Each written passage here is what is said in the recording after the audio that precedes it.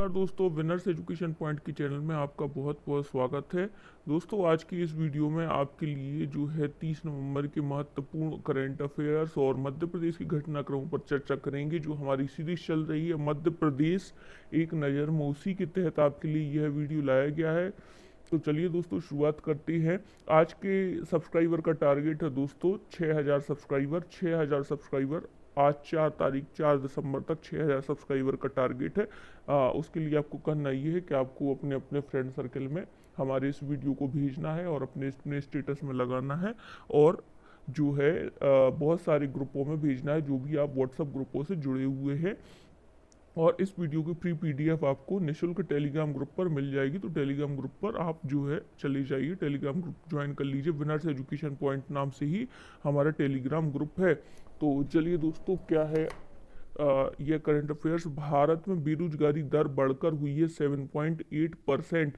अगर आप मध्य प्रदेश लोक सेवा आयोग मुख्य परीक्षा की प्रिपरेशन कर रहे हैं तो मुख्य परीक्षा में आपको यह ऐसे तथ्य जरूर डालने चाहिए कि भारत में बेरोजगारी दर बढ़कर 7.8% हो चुकी है। Centre for monitoring Indian economy की रिपोर्ट है। अगर आप मेंस लिखते हैं तो आपको यह बहुत ज़रूरी है कि आप सोर्स लिखें कि आप किस सोर्स के तहत ऐसा लिख रहे हैं।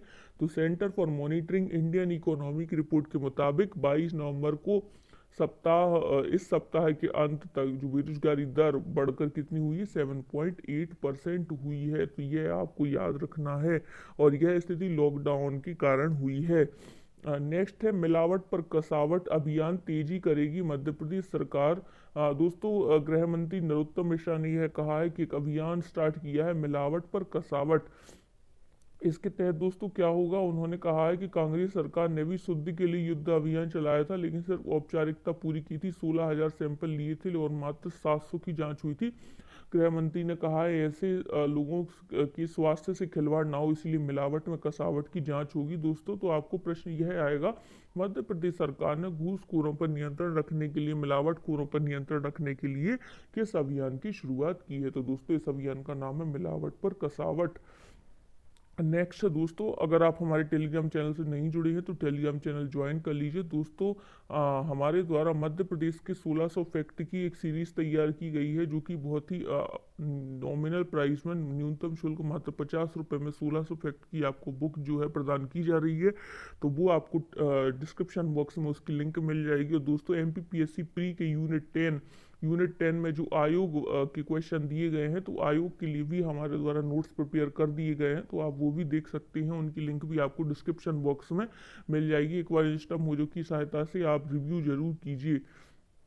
नेक्स्ट है बूढ़े और बीमार बाघों को कान्हा राष्ट्रीय उद्यान में किया जाएगा शिफ्ट। क्या है प्रश्न दोस्तों, बूढ़े और बीमार बाघों को कान्हा राष्ट्रीय उद्यान में शिफ्ट किया जाएगा।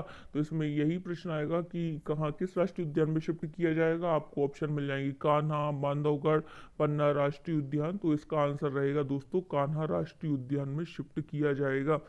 नेक्स्ट है सीएम ने एनर्जी स्वराज यात्रा को दिखा दी है हरी झंडी। दोस्तों, हमने जो कल का करंट अफेयर्स पढ़ा था उसमें भी यही उल्लेख किया था कि प्रोफेसर चेतन सोलंकी, जिन्हें सोलनमैन कहा जाता है, यह एनर्जी स्वराज यात्रा के तहत 11 वर्षों तक यात्रा करेंगे, और 11 वर्षों तक यात्रा करते करते यह जो है वह लोगों को सौर जागरूकता के बारे में अवेयरनेस फैलाएंगे। तो ये कहाँ के छात्र हैं, आईआईटी मुंबई के पूर्व छात्र हैं, और मध्य प्रदेश से यह यात्रा प्रारंभ करेंगे, एनर्जी स्वराज यात्रा। तो इम्पोर्टेंट प्रश्न है यह दोस्तों।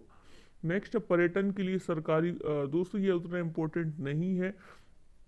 हाँ, नेक्स्ट पेंच टाइगर रिजर्व में पाई जाने वाली वनों को 3 विभाग में बांटा गया है। देखिए, पेंच टाइगर रिजर्व में पाई जाने वाले वनों को कितने भागों में बांटा गया है दोस्तों। जैसे जैसे अब समय गुजरता जा रहा है, सब लोगों के पास संसाधन अवेलेबल हो चुके हैं, तो अब मध्य प्रदेश के वही ट्रेडिशनल क्वेश्चन नहीं आएंगे कि मध्य प्रदेश का क्षेत्रफल कितना है और मध्य प्रदेश की राजधानी क्या है। इस प्रकार के क्वेश्चन आप जो है अब थोड़ा सा अलर्ट हो जाइए। अब जो क्वेश्चन का पैटर्न रहेगा वो बहुत विस्तृत रहेगा, तो आपको भी अपनी तैयारी में तब्दीली लानी चाहिए। दोस्तों, पेंच टाइगर रिजर्व को 3 भागों में बांटा गया है। दक्षिण भारतीय उष्ण कटिबंधीय आर्द्र पर्णपाती वन, दक्षिण उष्ण कटिबंधीय शुष्क पर्णपाती सागौन वन, दक्षिणी उष्ण कटिबंधीय शुष्क पर्णपाती मिश्रित वन।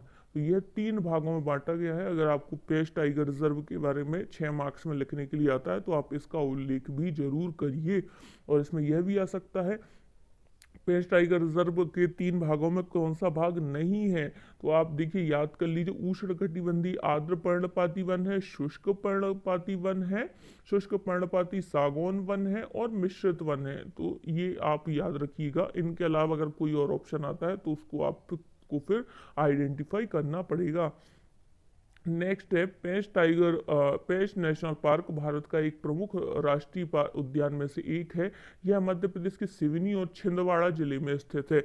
कौन कौन सी जिले में स्थित है? सिवनी और छिंदवाड़ा जिले में स्थित है। इसके अलावा दोस्तों पेंच टाइगर रिजर्व मध्य प्रदेश और महाराष्ट्र की भी संयुक्त सीमा पर स्थित है।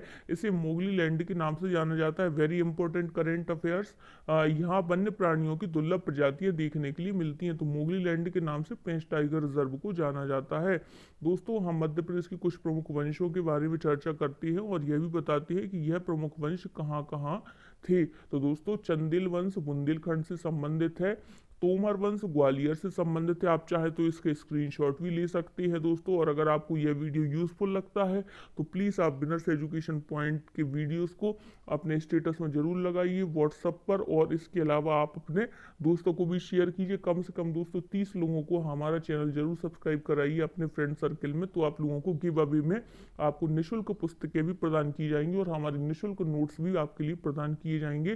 दोस्तों गिव अवे की बेसिक शर्त यह है कि आपको हमारी इस वीडियो को 30 लोगों में शेयर करना है व्हाट्सएप पर। और आपको 10 ग्रुप में शेयर करना है, चाहे आप 10 व्हाट्सएप ग्रुप में शेयर कर दें, 10 फेसबुक ग्रुप में, 10 टेलीग्राम ग्रुप में, तो आप इनको शेयर कर दें। और कम से कम 30 लोगों को आपका हमारा चैनल सब्सक्राइब कराना है। तो आपको जो है हमारी आयोग की जो नोट्स है और मध्य प्रदेश के नोट्स है 1600 फैक्ट वाले, वह आपके लिए निःशुल्क प्रदान किए जाएंगे। तो अगर आप गिव अवे में पार्टिसिपेट करना चाहते हैं तो आपको डिस्क्रिप्शन बॉक्स में जो व्हाट्सअप नंबर दिया है आपको उस पर यह सारी जो है भेजना है, स्क्रीनशॉट भेजना है और तब आपको तुरंत ही बुक जो है प्रदान कर दी जाएगी।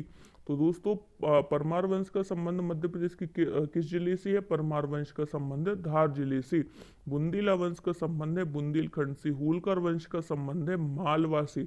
सिंधिया वंश का संबंध है ग्वालियर से। कारुष वंश का संबंध है बघेलखंड से। चंद्र वंश का संबंध है बुंदेलखंड से बघेलखंड तक।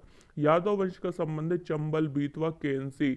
शुंग वंश दोस्तों विदिशा से संबंधित है, विदिशा वेसनगर। नाग वंश भी विदिशा से संबंधित है। बोधि वंश जबलपुर से संबंधित है। मग वंश बघेलखंड से संबंधित है। आमिर वंश विदिशा झांसी से संबंधित है। वाकाटक वंश मालवा विदिशा से संबंधित है। ओलीकट वंश मंदसौर से संबंधित है। मौखरी वंश मालवा से संबंधित है। सैल वंश महाकौशल से। गुर्जर प्रतिहार उज्जैन से। दोस्तों आप इनकी स्क्रीनशॉट ले लीजिए और बार बार इनको जब आप याद करेंगे तो आपको याद हो जाएंगे। और अगर आप हमारे इन वीडियो को 2 से 3 बार देखेंगे तो वैसे भी आपको ये सारे तथ्य याद हो ही जाएंगे। मध्य प्रदेश में पाए जाने वाले कोयला और लौह अयस्क महत्वपूर्ण खनिज है। कौन कौन से खनिज प्रमुख रूप से पाए जाते हैं? कोयला और लौह अयस्क। बालाघाट बॉक्साइट, तांबा, मैंगनीज और डोलोमाइट के लिए प्रसिद्ध है। पन्ना हीरे के लिए प्रसिद्ध है। और दोस्तों जो कोयला है, कोयला मध्य प्रदेश में सीधी, सिंगरौली, उमरिया, शहडोल की तरफ पाया जाता है। तो यह आप याद रखिएगा। बालाघाट किस किस के लिए प्रसिद्ध है? बॉक्साइट, तांबा, मैंगनीज, डोलोमाइट और पन्ना हीरे के लिए प्रसिद्ध है। दोस्तों शिवराज की कैबिनेट ने जो है प्रमुख फैसले लिए हैं वह यह है कि कैबिनेट ने सीप अंबर सिंचाई कॉम्प्लेक्स परियोजना के लिए 174 करोड़ 94 लाख रुपए स्वीकृत किए। साथ ही फैसला लिया है कि एक कक्षा 1 से 8 तक के बच्चों के लिए स्व सहायता समूह यूनिफॉर्म मिले। इंदौर, ग्वालियर और रीवा की सरकारी प्रेस को बंद करने का फैसला लिया गया है। तो दोस्तों प्रमुख इसमें आपको यह याद रखना है कि 1 से 8वीं तक के बच्चों के लिए स्व सहायता यूनिफॉर्म मिलेंगे।